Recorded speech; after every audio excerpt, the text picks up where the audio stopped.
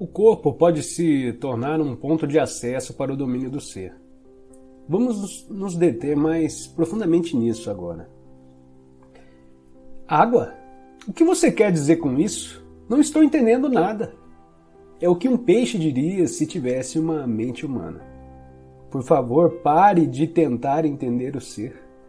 Você já teve lampejos significativos do ser, mas a mente vai sempre tentar espremê-lo dentro de uma caixa e colocar-lhe um rótulo. Isso não dá certo. O ser não pode se tornar um objeto de conhecimento. No ser, o sujeito e o objeto formam uma coisa só. O ser pode ser sentido como o eternamente presente Eu Sou, que está além do nome e da forma. Sentir e, em consequência, saber que você é e permanecer nesse estado profundamente enraizado é o que se chama iluminação. É a verdade que Jesus diz que nos libertará. E essa verdade nos libertará da ilusão de que não somos nada mais do que o nosso corpo e a nossa mente. Essa ilusão do eu interior, nas palavras de Buda, que está o erro central. Libertará dos inúmeros disfarces do medo, que é uma consequência inevitável dessa ilusão. O medo que não vai parar de nos torturar enquanto continuarmos extraindo o sentido do eu interior exclusivamente dessa forma efêmera e vulnerável. E libertará do pecado, esse sofrimento que inconscientemente infligimos a nós mesmos e aos outros, enquanto a ilusão governar aquilo que pensamos, dizemos e fazemos. Não gosto da palavra pecado. Posso entender isso durante muitos séculos. Foram se acumulando interpretações erradas em torno de palavras como pecado, devido à ignorância, à incompreensão ou a um desejo de controle. Embora todas contenham um fundo de verdade, se você não for capaz de olhar para além de tais interpretações e por isso não reconhecer a realidade para a qual a palavra aponta, então não a use. Não se prenda às palavras. Uma palavra nada mais é do que um meio para atingir um fim. É uma abstração, tal qual um letreiro em forma de seta em um poste. Uma palavra aponta para além dela mesma. A palavra mel não é mel. Você pode estudar e falar a respeito do mel pelo tempo que quiser, mas não vai saber o que é enquanto não prová-lo. Depois de provar, a palavra perde a importância e não ficamos mais presos a ela. De forma semelhante, podemos falar ou pensar sobre Deus, sem parar pelo resto da vida. Mas será que isso significa que conhecemos ou que tivemos uma rápida visão da realidade para a qual a palavra aponta?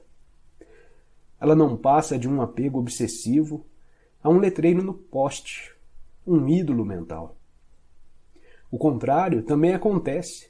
Se por alguma razão não gostamos da palavra mel, pode ser que jamais o experimentemos. Se você tem uma forte aversão à palavra Deus, o que é uma forma negativa de apego, pode estar negando não só a palavra, como também a realidade para a qual ela aponta.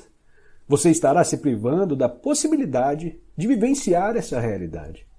Tudo isso tem, naturalmente, uma relação direta com o fato de estarmos identificados com as nossas mentes. Portanto, se uma palavra não significa mais nada para você, jogue-a fora e use outra que signifique. Se você não gosta da palavra pecado, chame-a então de inconsciência ou insanidade. Essa atitude talvez lhe aproxime mais da verdade, a realidade que está além da palavra, do que um longo uso equivocado da palavra pecado, deixando pouco espaço para a culpa.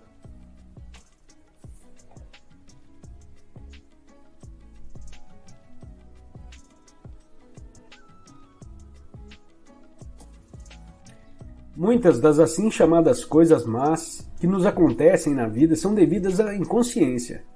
Elas são criadas por nós, ou melhor, são criadas pelo ego. Refiro-me a isso às vezes como drama. Quando restabelecemos a conexão com o ser e não deixamos mais a mente governar, paramos de criar essas coisas. Mas há muitas pessoas que se apaixonam pelos seus dramas particulares de vida. Identificam-se com suas histórias. O ego governa a vida delas. Investiram nele todo o seu sentido de eu interior. Até mesmo a busca de uma resposta, de uma solução ou de uma cura se torna parte dele. O que mais temem é que seus dramas tenham um fim. Enquanto essas pessoas forem a mente, seu maior medo será o propósito despertar. Quando vivemos em uma completa aceitação do que é, todos os dramas da nossa vida chegam ao fim. Ninguém consegue ter a mais leve discussão conosco. Não importa quanto tente.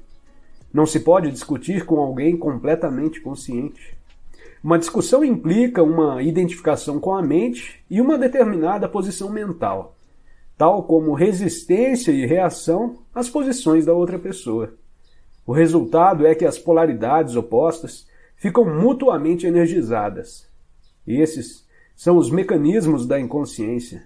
Ainda podemos estabelecer o nosso ponto de vista de um modo claro e firme, mas não haverá nenhuma força reagindo ao fundo, nenhuma defesa e nenhuma agressão. Assim não se transformará em um drama. Quando estamos completamente conscientes, deixamos de estar em conflito. Ninguém que esteja em unidade consigo mesmo consegue pensar em conflito. Diz o livro Um Curso em Milagres. O livro se refere não só ao conflito como outras pessoas, mas fundamentalmente ao conflito dentro de nós, que deixa de existir quando não há mais nenhum desacordo entre as buscas e expectativas da nossa mente e aquilo que é.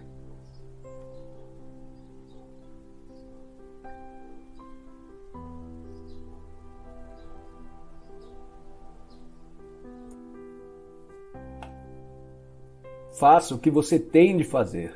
Enquanto isso, aceite o que é. Como mente e resistência significam a mesma coisa para nós, aceitar aquilo que acontece nos liberta na mesma hora do domínio da mente e restabelece a nossa conexão com o ser. Como resultado, as costumeiras motivações do ego para agir, como o medo, a cobiça, o controle, a defesa ou a alimentação do falso sentido do ego, não vão mais funcionar. Uma inteligência muito maior do que a mente passa a dominar tudo e, com isso, uma diferente qualidade de consciência vai influenciar nossas ações. Aceite o que quer que venha para você nas tramas do destino, pois o que se ajustaria mais adequadamente às suas necessidades. Isso foi escrito há 2000 anos por Marco Aurélio, um homem extraordinário que, além de poderoso, tinha uma grande sabedoria. Parece que a maioria das pessoas precisa vivenciar uma grande carga de sofrimento antes de abandonar a resistência e aceitar. Isto é, antes de perdoar. Com o perdão, acontece o milagre do despertar da consciência do ser, através do que aparenta ser o mal. A transformação do sofrimento em paz interior. Todo o mal e todo o sofrimento do mundo vão nos forçar a descobrir quem somos realmente. Assim, aquilo que de uma perspectiva limitada percebemos como mal é na verdade parte de um bem maior que não tem opositores. Entretanto, isso só se torna uma verdade através do perdão. Sem ele, o mal permanece como mal. Através do perdão, que significa reconhecer a falta de consistência do passado e permitir que o momento presente seja como é, acontece o milagre da transformação. Não só no lado de dentro, mas também do lado de fora. Um espaço silencioso de uma presença intensa surge dentro de nós e à nossa volta. Quem quer e o que for que penetre no campo da consciência será afetado. Algumas vezes de forma clara e imediata, outras em níveis mais profundos, com mudanças só notadas algum tempo depois. Você dissolve a discórdia, cura o sofrimento, desfaz a inconsciência sem fazer nada. Simplesmente sendo e sustentando essa frequência de presença intensa.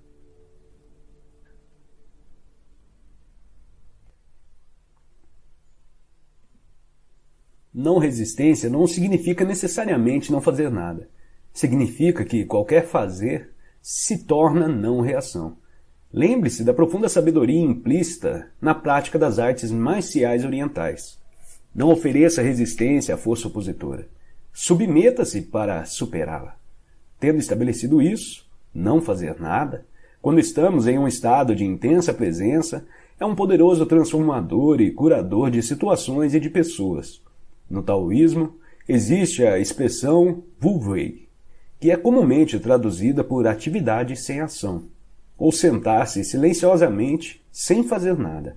Na antiga China, isso era considerado como uma das mais elevadas conquistas ou virtudes.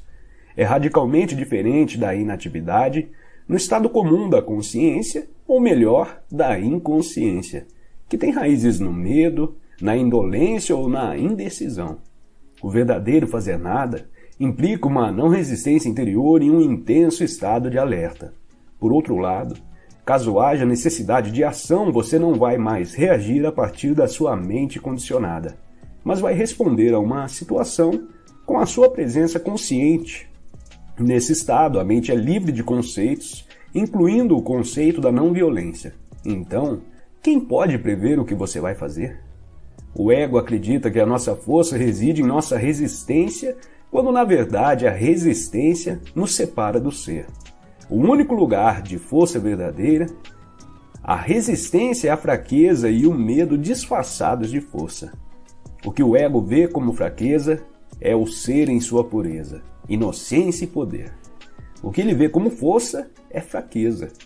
Assim, o ego existe no modo contínuo de resistência e desempenha papéis falsos para encobrir a fraqueza, que na verdade é o nosso poder.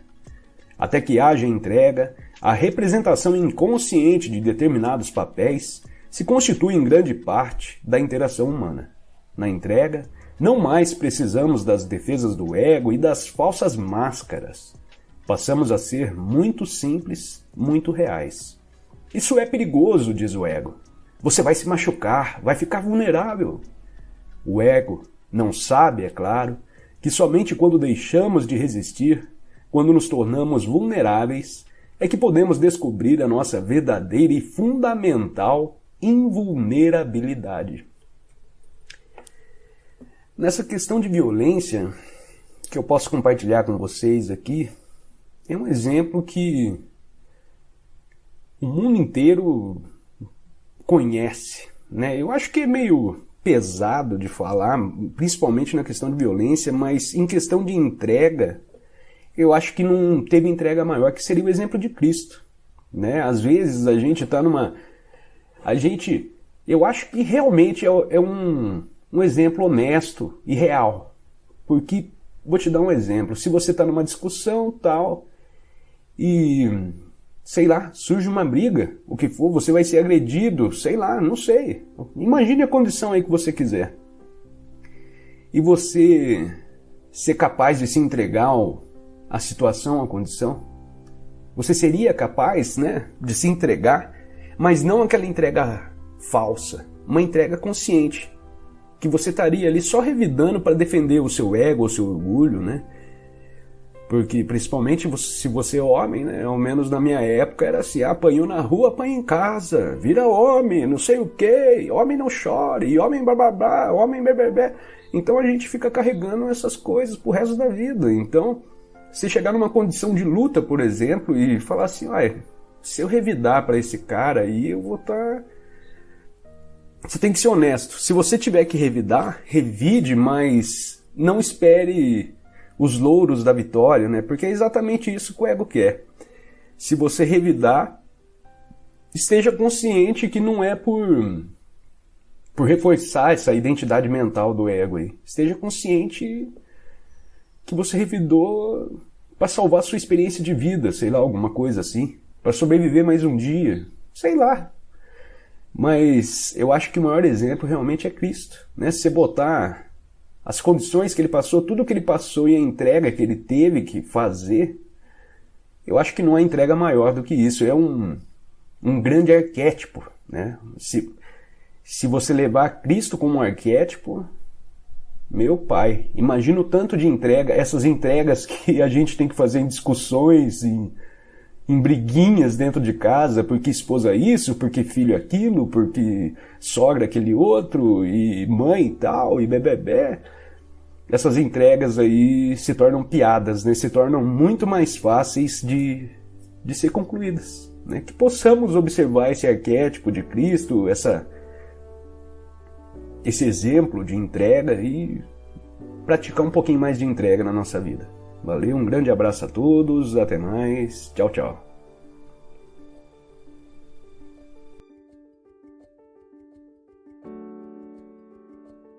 Se gostou da música e quiser ter acesso a mais conteúdo semelhante, visite o canal Light Sounds e inscreva-se para receber mais conteúdo semelhante. Muito obrigada e até a próxima!